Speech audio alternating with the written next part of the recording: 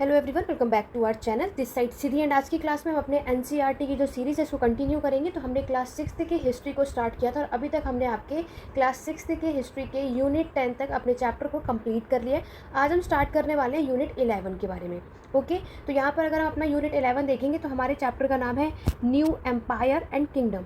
तो यहाँ पे हम बात करने वाले हैं आपके साम्राज्य के, यानी कि हमारे इस वाले टॉपिक में हम गुप्ता पीरियड से रिलेटेड, आपके हर्षवर्धन से रिलेटेड ये सारे कॉन्सेप्ट को हम आज की सीरीज़ में कंप्लीट करने वाले हैं। तो बिना वीडियो को स्किप करें, वीडियो के एंड तक बने रहिएगा। और जिसने भी अपने जो हमारे प्रीवियस वीडियोज़ अगर आपने वो नहीं देखा है तो आप चैनल के प्लेलिस्ट में जाकर के चेकआउट कर सकते हैं। तो चलिए स्टार्ट करते हैं अपने आज की क्लास को। और यहाँ पर हम बात करेंगे हमारे न्यू एम्पायर और किंगडम। तो यहाँ पे सबसे पहले फर्स्ट ऑफ ऑल आप एक बॉक्स देख रहे हैं जिसमें अरविंद प्लेज अ किंग। तो ये आप ऐसे ही नॉर्मली रीड आउट कर सकते हैं। यहाँ से एग्जाम में कुछ भी चीज़ें नहीं पूछी जाती। और जैसे कि आपको पता है कि जो भी हमारे एग्जाम पॉइंट ऑफ व्यू से इंपॉर्टेंट चीज़ें हैं वो मैंने यहाँ पर आपकी हाईलाइट कर दी हैं। तो इन सारी चीज़ों पे ज़रूर फोकस करना, चाहे आप किसी भी कॉम्पिटेटिव एंट्रेंस एग्जाम की या किसी भी टीचिंग एग्जाम की प्रिपरेशन कर रहे हैं। तो एनसीईआरटी में ये जो भी फैक्ट्स मैं आपको बता रही हूँ ये सारी चीज़ें आपको ज़रूर पता होनी चाहिए। इससे आपका जो हिस्ट्री का बेसिक कॉन्सेप्ट है वो क्लियर होगा। ठीक है, चलिए सबसे पहले हम बात करेंगे, हमारा जो फर्स्ट पॉइंट है प्रशस्ति and what they tell us. सबसे पहले बात आती है कि हमारे एग्जाम में पूछा जाता है कि प्रशस्ति जो है वो क्या होता है। जल्दी से सभी कमेंट करेंगे कि यहाँ पर जो ये प्रशस्ति वर्ड मेंशन किया गया है इसका मतलब ये यहाँ पर क्या कहना चाहते हैं, क्योंकि एग्जाम में आपको पता है कि हमारे हिस्ट्री के एग्जाम में टर्म्स मेंशन कर दिया जाता है और कहा जाता है कि इस टर्म का मीनिंग क्या होगा। बहुत ही बेसिक और इजी है, इसी से रिलेटेड आप यहाँ पर बात करने वाले। देखो, अगर हम आपके प्रशस्ति की बात करें इसका मतलब होता है आपका यूलॉजी। अगर आप इंग्लिश मीडियम के स्टूडेंट हो जिसे आप कह सकते हो प्रेज, यानी कि प्रशंसा करना। क्लियर हो गया? इसका मतलब क्या होता है? प्रशंसा करना होता है। तो प्रशस्ति के अंदर हम क्या देखते हैं कि यहाँ पर हमारे जो राजा होते हैं यानी जो रूलर होते हैं, उनके जो कोर्ट पोएट होते हैं, जो उनके कवि दरबार होते हैं, वो अपने राजा के लिए क्या करते हैं, सारी उनकी प्रशंसा करते हैं, सारी जो अच्छी अच्छी बातें वो मेंशन करते हैं। ठीक है, वही बात आपको इस वाले पैराग्राफ में देखने को मिलेगी। इस वाले पैराग्राफ में सबसे पहले जो रूलर का नाम बताया गया वो है आपके समुद्रगुप्त। तो जैसे कि आप सभी जानते हो कि गुप्त डायनेस्टी के जो फाउंडर हैं वो कौन है? चंद्रगुप्त फर्स्ट। चंद्रगुप्त फर्स्ट के जो बेटे हैं वो आपके समुद्रगुप्त हैं। और समुद्रगुप्त जो है वो आपके गुप्ता डायनेस्टी के सेकंड रूलर हैं। और इनकी बात यहाँ पर की गई है। यहाँ पर बताया जाता है कि हमें इनके समय पर एक अच्छा खासा इंस्क्रिप्शन देखने को मिलता है जो कि आपका इलाहाबाद पिलर इंस्क्रिप्शन, अशोक का पिलर इंस्क्रिप्शन इलाहाबाद में आप देखते हो। तो यहाँ पर ये जो इलाहाबाद पिलर इंस्क्रिप्शन जो है वो किसने करा है? इनके जो हरिसेन है ना, कोर्ट पोएट। तो यहाँ पर इनकी जो काव्य कंपोज करने वाले वो हरिसेन। तो पहला पॉइंट आपको ये याद रखना है कि समुद्रगुप्त के समय पर आपके जो कोर्ट पोएट थे वो कौन है? तो राइट आंसर हरिसेन है। हरिसेन ने क्या किया कि आपके समुद्रगुप्त के बारे में सारी जो प्रशस्ति लिखी है, जो उनकी प्रशंसा की है, वो किसमें की है? जिसको हम किस नाम से जानते हैं? Allahabad pillar inscription. एक और नाम से जाना जाता है इलाहाबाद पिलर इंस्क्रिप्शन। और दूसरी अगर हम बात करें जिसको आप किसके नाम से जानते हो, बिल्कुल प्रयाग प्रशस्ति। एग्ज़ाम में ये दोनों नाम आपको मिल जाएंगे। तो प्रयाग प्रशस्ति हम देखते हैं जो कि किसने कंपोज किया है? आपके हरिसेन ने। हरिसेन कौन थे? आपके कोर्ट पोएट थे किसके? समुद्रगुप्त के।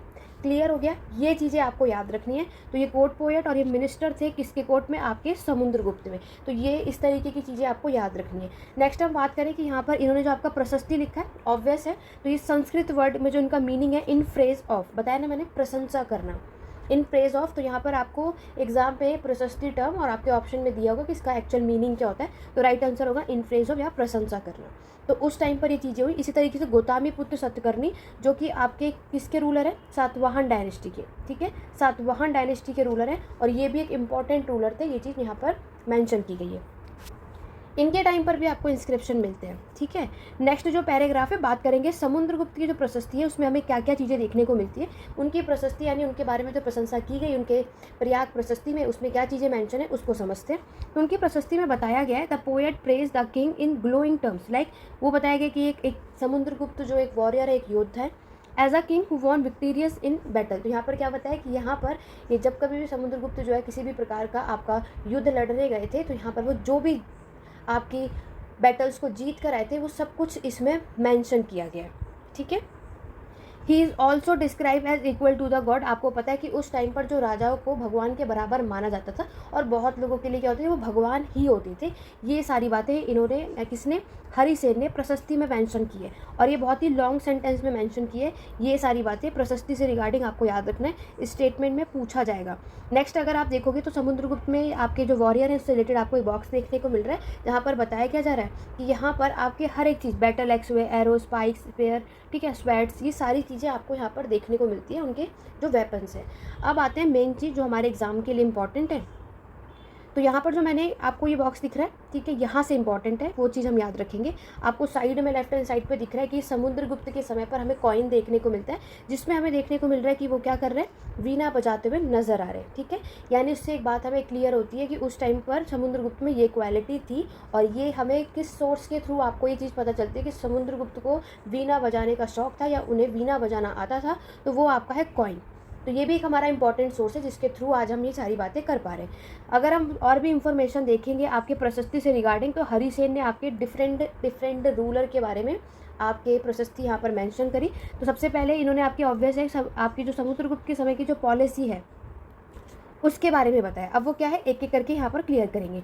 सबसे पहले इन्होंने बताया द रूलर ऑफ आर्यव्रत, ठीक है, द रूलर ऑफ आर्यव्रत। यहाँ पर हम बहुत इंपॉर्टेंट है, सभी से सजेस्ट करूँगी, चाहे आप यूपीएससी की प्रिपरेशन कर रहे हो, यूजीसी, नेट, सी टेट, कोई भी एग्ज़ाम की, बहुत इंपॉर्टेंट चीज़ है ये, बहुत बेसिक चीज़ है, क्योंकि ये सबसे एग्जाम में हमें इंपॉर्टेंट यहाँ पर आपको देखने को मिलता है।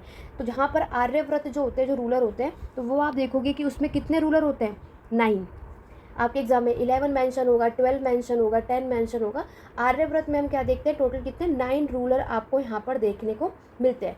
नेक्स्ट जो रूलर है दक्षिण पंथ में, इसमें आप देखोगे टोटल कितने रूलर है, 12, यानी कि 12, ठीक है। तो समुद्रगुप्त ने क्या किया कि जब इन्होंने आपका ये दक्षिण पंथ वाले जगह को जीत लिया था, लेकिन उन्होंने क्या किया कि यहाँ के जो दक्षिण पंथ पे उस टाइम पे जो रूल कर रहा था, उन्हें अलाउ कर दिया था कि वो वापस यहाँ पे रूल कर सकते। समुद्रगुप्त ने वहाँ रूल नहीं किया था, ठीक है। बेशक उस जगह को उन्होंने जीत जरूर लिया था, लेकिन वापस उन्हें ही कर दिया था, वही यहाँ पर रूल कर रहे थे। कई बार एग्जाम में यहाँ से क्वेश्चन आ चुका है। थर्ड पॉइंट में यहाँ पर बताया जा रहा है कि हमारे इनके जितने भी नेबरिंग स्टेट है, लाइक आपका असम, कोस्टल बंगाल, नेपाल, आपके ये सब जो है आपके गणसंघ, और हमारा पूरा नॉर्थ वेस्ट वाला जो पार्ट है, ठीक है, ये आपको क्या बता रहा है, ये सब जो मेंशन है ना पर्पल में, अभी हम नीचे मैप देखेंगे उसमें ये सारी चीज़ें मेंशन की जा रही है। लास्ट जो फोर्थ पॉइंट हम देखते हैं कि यहाँ पर जो इस मैप में क्या बताया गया है कि ये जो आपके डिसेंडेंट्स है कुषाण, शक और the ruler of Sri Lanka who submitted to him and offer daughter in marriage.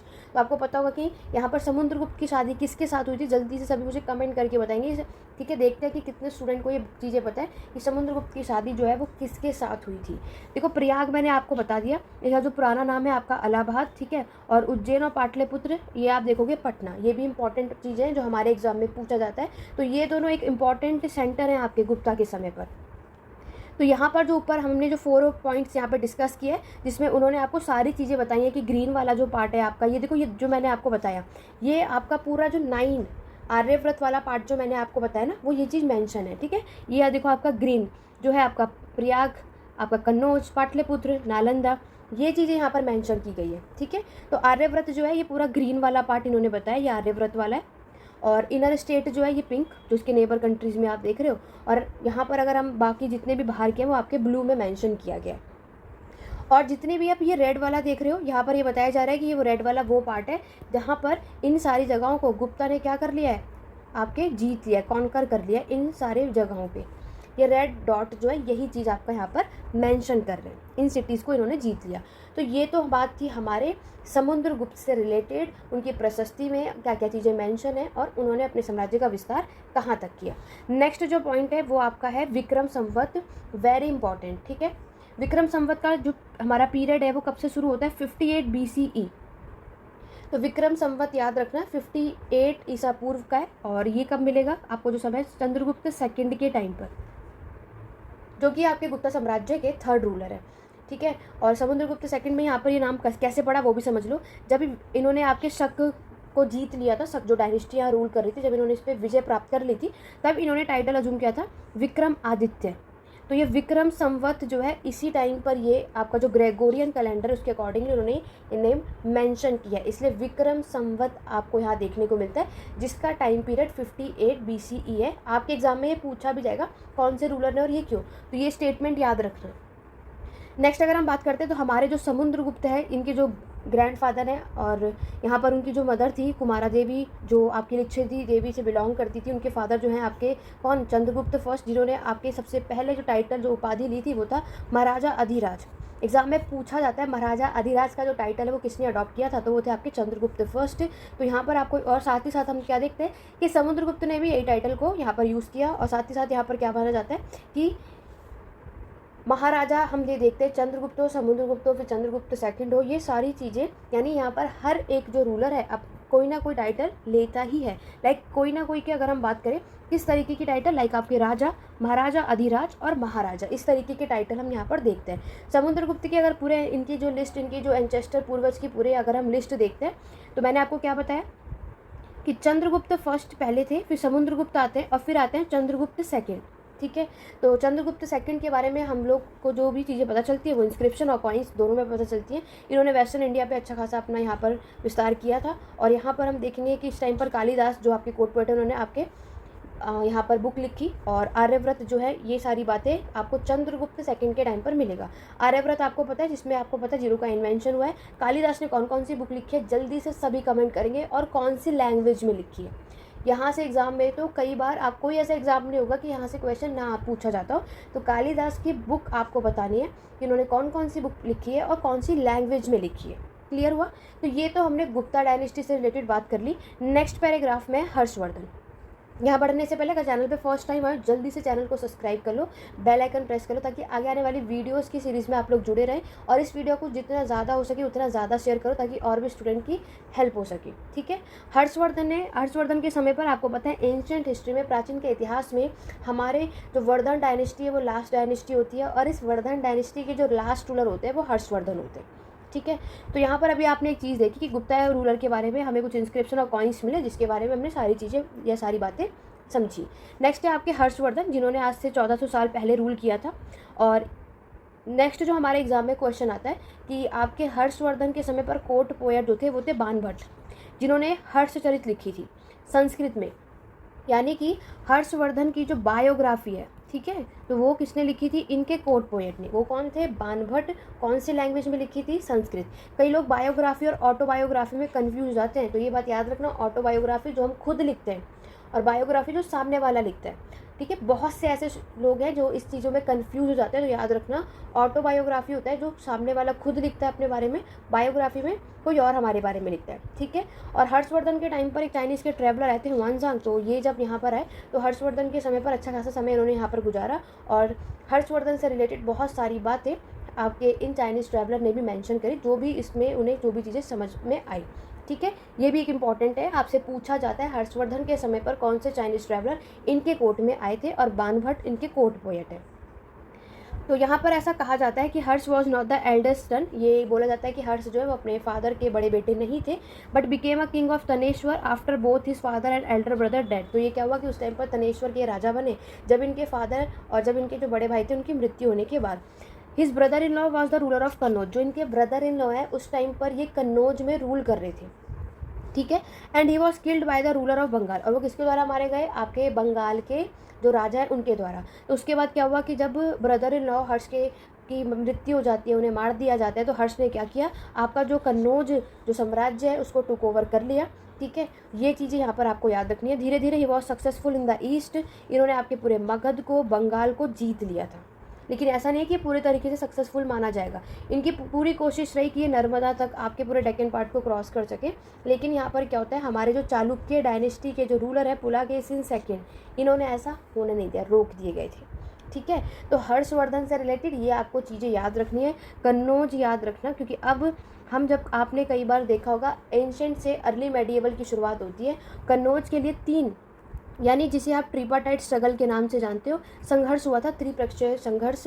तो कमेंट करके बताना कि ये कन्नौज को पाने के लिए कौन से 3 डायनेस्टी के बीच में आपको यहाँ पर बैटल देखने को मिलता है। ठीक है, चलिए आगे बढ़ेंगे, नेक्स्ट पैराग्राफ की बात करेंगे। नेक्स्ट डायनेस्टी में हम बात करेंगे पल्लव डायनेस्टी, चालुक्य डायनेस्टी और आपके पुलाकेशिन की जो प्रशस्ति हमें देखने को मिलती है वो। देखो, पल्लव और चालुक्य बहुत इंपॉर्टेंट रूलिंग डायनेस्टी थी हमारे साउथ यानी दक्षिण भारत में, और इस समय जो पल्लव डायनेस्टी बहुत अच्छा खासा इसका विस्तार होता है, और इसकी जो राजधानी थी वो थी कांचीपुरम। ठीक है। और ये कांचीपुरम में और पूरे कावेरी डेल्टा तक इसने अपने साम्राज्य का अच्छा खासा विस्तार किया। दूसरी तरफ चालुक्य की बात करें तो ये कहाँ का सेंटर है, आपके रायचूर द्वाब में, मतलब आपकी कृष्णा रिवर और तुंगाभद्रा रिवर के बीच की बात है। एग्जाम में रिवर भी पूछा जाता है, तो याद रखना कि रिवर भी कुछ और भी मेंशन कर दिया जाएगा, लेकिन हमें क्या याद रखना है, चालुक्य डायनेस्टी जो है रायचूर द्वाब के पास और कृष्णा और तुंगाभद्रा रिवर के पास आपको ये चीज़ देखने को मिलती है। और यहाँ पर अभी मैंने आपको एक चीज़ बताई, क्या हमने एक चीज़ देखी कि यहाँ पर आपकी पल्लव डायनेस्टी की जो राजधानी है वो कांचीपुरम है और चालुक्य डायनेस्टी की जो राजधानी है वो ऐहोल है। ठीक है, तो हमें कैपिटल भी पता होना चाहिए। और साथ ही साथ चालुक्य की ये एक आपकी इंपॉर्टेंट ट्रेडिंग सेंटर भी, हमारे एग्जाम में जब कभी भी आपके स्टेटमेंट से रिगार्डिंग क्वेश्चन पूछा जाता है तो ये भी पूछा जाता है कि इनका जो इंपॉर्टेंट ट्रेडिंग सेंटर कौन सा है, तो राइट आंसर आपका ऐहोल है। देखो वन वर्ड के अलावा स्टेटमेंट के रिलेटेड क्वेश्चन आते हैं तो उसके लिए ईजी होता है, इसलिए हमें ये सारी चीज़ें डिटेल में पता होना चाहिए। और ऐहोल अगर जो हम आपकी चालुक्य की कैपिटल देखते हैं, ये अच्छा खासा डेवलप होता है एज अ रिलीजियस सेंटर भी, और बहुत सारे टेम्पल्स आपको यहाँ पर मिलते हैं। अगर हम आपके पल्लव और चालुक्य डायनेस्टी की बात करते हैं तो स्पेशली यहाँ पर इनके जो कैपिटल्स हैं, इनकी जो राजधानियाँ, उन पर अटैक हुआ था कई बार। और हमारे जो चालुक्य के जो रूलर हैं उसमें सबसे इंपॉर्टेंट रूलर पुलकेशिन सेकंड माने जाते हैं। इनके कोर्ट पोएट थे रवि कीर्ति। ठीक है, पुलकेशिन सेकंड के बारे में प्रशस्ति लिखी थी किसने, रवि कीर्ति, जो कि हैं हमारे पुलकेशिन सेकंड के कवि दरबार यानी कि कोर्ट पोएट। तो इन्होंने आपके पुलकेशिन सेकंड के बारे में सारी चीज़ें यहाँ पर मेंशन करी। तो ये चीज़ें आपको बतानी, एग्जाम में कई बार पूछा जा चुका है कि पुलकेशिन सेकंड, समुद्रगुप्त, इन दोनों की प्रशस्ति आपको याद रखनी है। और हर्षचरित, देखो मैं तीनों मेंशन कर देती हूँ आपको कि मैंने आपको क्या बताया कि आपके हर्षवर्धन, ठीक है, आपके एग्जाम में कई बार पूछा जाता है। एक तो आपको कि ये तीनों प्रशस्ति हम ज़्यादातर इन्हीं तीनों के बारे में ही आप देखते हो। तो हर्षवर्धन हो गए, आपके पुलकेशिन सेकंड हो गए, और हो गए आपके समुद्रगुप्त। ये तीनों के टाइम पर आपको प्रशस्ति देखने को मिलती है। ठीक है, हर्षवर्धन की जो प्रशस्ति लिखी थी वो किसने लिखी थी, आपके बाण भट्ट ने। पुलकेशिन सेकंड की जो लिखी थी वो लिखी थी आपकी रवि कीर्ति ने। और समुद्रगुप्त के बारे में लिखा था आपके हरिसेन ने। ठीक है, और इन सब ने क्या लिखा है, आपकी प्रशस्ति लिखी है, यानी आपकी प्रशंसा की है इन कोर्ट पोएट ने अपने अपने रूलर के बारे में। क्लियर हुआ। और बाण भट्ट जो है हर्षवर्धन की जो आपकी इन्होंने बायोग्राफी लिखी है, हर्षचरित, ये चीज़ आपको यहाँ पर मेंशन करनी है, वेरी वेरी इंपॉर्टेंट। क्लियर हो गया, एग्जाम में ये तीनों से क्वेश्चन आते हैं, तीनों ही एग्जाम पॉइंट ऑफ व्यू से इंपॉर्टेंट है। तो अकॉर्डिंग टू रवि कीर्ति से रिलेटेड यहाँ पर बात बताई गई है कि हमारे जो पुलकेशिन सेकंड है उन्होंने अपने टाइम पर आपका वेस्ट ईस्ट कोस्ट तक अच्छा खासा यहाँ पर बढ़ाया। और यहाँ पर जो हर्ष का मतलब है हैप्पीनेस, ठीक है, हर्ष मतलब आपने सुना है ना, खुशियाँ, तो उसकी बात की जा रही है। तो यहाँ पर आपके पुलकेशिन ने आपके पल्लव डायनेस्टी पर अटैक भी किया था। और चालुक्य जो है वो फाइनली कुछ समय तक यहाँ पर क्या होते हैं, जीत जाते हैं, शॉर्ट लाइफ। तो ओवरऑल अगर हम देखते हैं आपके पल्लव और चालुक्य डायनेस्टी, तो gave way to a new ruler belonging to the Rashtrakuta और चोल डायनेस्टी। इसके बाद आप देखोगे कि हमारी साउथ इंडिया में दो डायनेस्टी इमर्ज होती है जिसका नाम था राष्ट्रकूट डायनेस्टी और चोल डायनेस्टी। ठीक है, नेक्स्ट जो है वो यहाँ पर बताया जा रहा है कि इन किंगडम के प्रशासन यानी इनका एडमिनिस्ट्रेशन सिस्टम कैसा था। तो यहाँ पर क्योंकि एक बात है कि मैंने आपको कई बार हम अपनी क्लास में भी डिस्कस करते हैं कि प्रशासन एडमिनिस्ट्रेशन तब होता है जब हमारे साम्राज्य का विस्तार हो रहा है। तो पहले क्या था कि एक टाइम पर हमारा जो साम्राज्य था वो इतना ही था, लेकिन जैसे जैसे हम अपने साम्राज्य को बड़ा करते जा रहे हैं, उसका विस्तार करते जा रहे हैं, तो अब प्रशासन की ज़रूरत पड़ेगी ही पड़ेगी। तो अब राजा क्या करेंगे, अपने हर एक डिपार्टमेंट के लिए अपने क्या करेंगे, ऑफिसर्स को अपॉइंट किया जाता है, मंत्री रखेंगे। तो विलेज जो है याद रखना, ये आपका सबसे बेसिक और सबसे स्मॉलेस्ट यूनिट होता है। हमारे एडमिनिस्ट्रेशन का सबसे स्मॉलेस्ट यूनिट जो होता है वो होता है विलेज एडमिनिस्ट्रेशन, जिसे हम ग्राम भी कहते हैं। ठीक है, चलिए बात करते हैं कि यहाँ पर इससे रिलेटेड जो पॉइंट है, देखो यहाँ पर ऐसी बात, पहला पॉइंट में यहाँ पर मेंशन किया गया है हमारे प्रशासन में जो भी पोस्ट रखे जाते हैं उनकी जो पोस्ट हायरार्की होती है। ठीक है, तो यानी कि हेरिडिटरी आप देखोगे। और फॉर एग्जांपल जैसे कि कोर्ट पोएट थे ना आपके हरिसेन, और ये आपके महादंड नायक हैं, जो कि आपके, जिसे आप क्या कह सकते हो, चीफ जुडिशियल ऑफिसर, तो जो कि उनके फादर भी थे। ठीक है, तो हरिसेन भी वही। तो ये क्या हुआ कि जिस तरीके से फादर जो थे फिर उनके बेटे को मिला, फिर आगे बेटे को, तो ये जो पोजीशन होती है, जो पोस्ट होती है, ये हेरिडिटी होती है। एग्जाम में यहाँ पर नॉट लिखा आएगा, बट याद रखना कि वो नॉट नहीं, आपकी ये पोस्ट हेरिडिटी रहती ही रहती है। ठीक है, कुछ ऐसे क्या होता है कि हमारे एक जो पर्सन है वो बहुत सारे ऑफिस को हेल्ड करते हैं। लाइक अगर हम बात करें आपके महादंड नायक की बात की जा रही है, तो हरिसेन आप क्या थे, ये कुमार अमात्य, मतलब ये एक इम्पॉर्टेंट मंत्री थे जिसे आप संधि विग्रही के नाम से जानते हो, यानी ये minister of war and peace. देखो यहाँ पर आपने क्या देखा कि ये जुडिशियल ऑफिसर भी थे। दूसरा आप क्या देख रहे हो कि साथ ही साथ वॉर एंड पीस के जो इसका भी ये काम करते थे, इसके भी ये मंत्री थे। तो ये एग्ज़ाम में पूछा जाएगा कि यहाँ पर महादंड नायक कौन होते हैं। और दूसरी बात, लोकल एडमिनिस्ट्रेशन में आप देखोगे तो उसमें आपके नगर श्रेष्ठी जो कि आपके चीफ बैंकर होते हैं, आपके व्यापारी होते हैं, ठीक है। और मर्चेंट कैरवन, ये सारी चीज़ें आपको यहाँ पर याद रखना है। ये वाला जो पॉइंट है आपका बहुत इंपॉर्टेंट है, ठीक है। आपका जो ये आपका प्रथम कुली का, और जिसको हम चीफ क्राफ्टमैन कहते हैं, और ये हेड होते हैं आपके स्क्राइब्स के। ये एग्जाम में पूछा जाता है, मैच दी फॉलोइंग के थ्रू भी आ जाएगा। तो याद रखना किस टर्म के लिए क्या क्या चीज़ें हैं और कौन कौन से लोग कौन कौन से डिपार्टमेंट को यहाँ पर संभालते हैं। देखो, मैं कई बार एक चीज़ आपको बता चुकी हूँ कि आप एक चीज़ देखोगे, हम जब कभी भी प्रशासन पढ़ते हैं नॉर्थ इंडिया के, उत्तर भारत, साउथ का भी आप देखोगे, तो हमारा जो एम्पायर है, जो आपका साम्राज्य है, ये जो डिवाइड होता है सबसे पहले आपका सेंट्रल लेवल पे, ठीक है, यानी केंद्रीय प्रशासन। फिर ये भी फर्दर डिवाइड होगा जिसको हम कहते हैं प्रोविंशियल यानी प्रांतीय। उसके बाद ये लोकल आता है। लोकल में आप कह सकते हो डिस्ट्रिक्ट लेवल। और लास्ट हम देखते हैं हमारा ग्राम, जिसको आप विलेज एडमिनिस्ट्रेशन कहते हो, ठीक है। तो कभी भी क्या होगा कि हमारे जो मिनिस्टर अपॉइंट किए जाएंगे वो हर एक जगहों पर, मतलब फाइनेंशियल मैटर भी हम देखते हैं। तो यहाँ पर फाइनेंशियल मैटर के लिए सेंट्रल पे भी लेवल पर भी ऑफिसर्स अपॉइंट किए जाएंगे, प्रोविंशियल के लेवल पर भी, लोकल पे भी और ग्राम में भी, ठीक है। तो यहाँ पर ये चीज़ें हमें यहाँ पर देखने को मिलती है।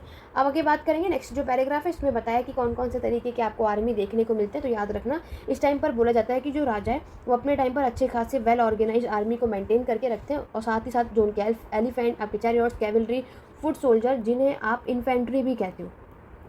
एग्जाम में वर्ड दे दिया जाएगा कि इन्फेंट्री जो वर्ड है, ये जो टर्म है, इसका मतलब क्या होता है। तो फुट सोल्जर होता है, जो पैदल वाले जो सैनिक होते हैं ना, उनकी बात यहाँ पर की जा रही है।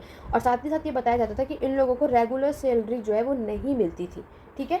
कभी कभी यहाँ पर ये इन्हें जो है वो लैंड ग्रांट ये रिसीव करते थे, ये बात यहाँ पर बताई गई। और साथ ही साथ यहाँ पर हम देखते हैं कि ये लोग आपके रेवेन्यू को कलेक्ट किया जाता था, जो कि आपके लैंड से ही आती थी, और इनका काम होता था अपने सोल्जर्स को मेंटेन करने का और अपने हॉर्सेस को मेंटेन करने का, ठीक है। तो ये होते थे आपके सामंत। तो सामंत जो है पूरी कोशिश करते थे कि वो क्या कर सके, अपने राजा को वीक करे और अपने आप को इंडिपेंडेंट डिक्लेयर करे, जो कि आपका एक टॉपिक है फ्यूडलिज्म, सामंतवाद का, ठीक है। तो ये ज़रूर पता होना चाहिए। सामंतवाद फ्यूडल लॉर्ड होते हैं जो कि आप ये देखोगे कि ये अपने आप को इंडिपेंडेंट डिक्लेयर कर देते हैं। तो जिससे क्या होता है कि यहाँ पर जो राजा है वो वीक हो जाता है और सारी पावर आपकी क्या होती है, इन फ्यूडल लॉर्ड्स के हाथों में चली जाती है, जिससे हमारा जो प्रशासन है, जो सेंट्रलाइज केंद्रीकरण था, वो हो जाएगा डिसेंट्रलाइज यानी कि विकेंद्रीकरण। क्लियर हुआ। आगे बढ़ेंगे, नेक्स्ट पैराग्राफ के बारे में बात कर रहे हैं कि हमारे साउदर्न किंगडम में असेंबलीज भी हुआ करती थी। हमारे इंस्क्रिप्शन पल्लव में मेंशन है कि यहाँ पर लोकल असेंबलीज हमें देखने को मिलती है, जिसमें सभा, देखो सभा याद रखना, सभा होता है आपके ब्राह्मण्स की असेंबली। किसकी सभा होती है? ब्राह्मण्स की असेंबली। अब बात करते हैं कि इस असेंबली में काम क्या होता था। तो इसमें आपके सारे जो इरिगेशन के काम है, एग्रीकल्चर के काम है, रोड्स बनाने का काम है, लोकल टेम्पल का काम है, कोई भी विलेज से रिलेटेड जो मैटर डिस्कशन डिबेट, ये सारी चीज़ें ब्राह्मण्स की इस सभा में होता था, जिसे हम क्या कहते हैं। तो अगर आपसे पूछा जाए असेंबली ऑफ ब्राह्मण, आपके जो ब्राह्मण की असेंबली होती थी उसे हम क्या कहते हैं, तो राइट आंसर होगा आपका सभा।